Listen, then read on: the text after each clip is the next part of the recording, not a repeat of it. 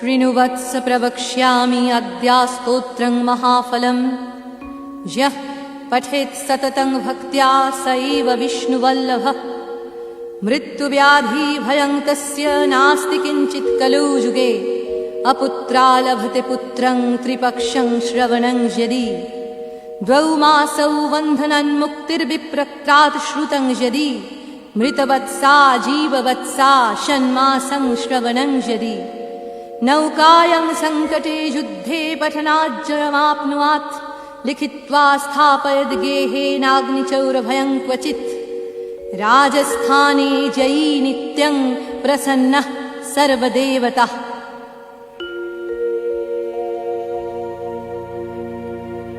ॐ ह्रीं ब्रह्माणि ब्रह्मलोके च वैकुण्ठे सर्वमङ्गला। इन्द्राणी अमरवत्यामम्बिका वरुणालये। यमालये कालरूपा कुबेरभवने शुभा। महानन्दाग्निकोणे च वायव्यां मृगवाहिनी। नैऋत्यं रक्तदन्ता च ऐशान्यां शूलधारिणी। पाताले वैष्णवीरूपा सिंहले देवमोहिनी। सुरसा च मणिदीपे लङ्कायां भद्रकालिका। रामेश्वरी सेतुबन्धे विमला पुरुषोत्तमे। विरजा ओड्रदेशे च कामाख्या नीलपर्वते। कालिका वङ्गदेशे च अयोध्यायां महेश्वरी। वर्णस्यावन्नपूर्णा गयाक्षेत्रे गयेश्वरी। कुरुक्षेत्रे भद्रकाली व्रजे कात्यायनी परा। द्वारकायां महामायां मथुरायां महेश्वरी।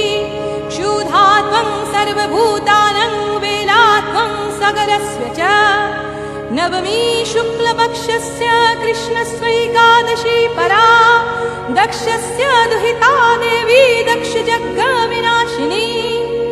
रामस्य जानकी त्वं हि रावणध्वंसकारिणी।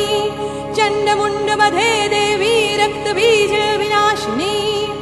निशुम्भ शुम्भमथनी मधुकैटभघातिनी।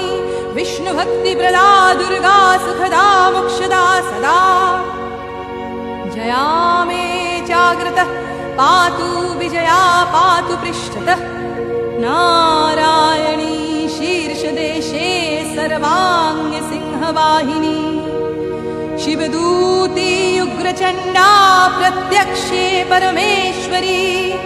विशालाक्षी महामाया कौमारी शङ्खिनी शिवा। चक्रिणी जयदात्री चरणवत्तारणप्रिया। दुर्गा जयन्ती काली च भद्रकाली महादरी। नरसिंही च वराही सिद्धिदात्री सुखप्रदा।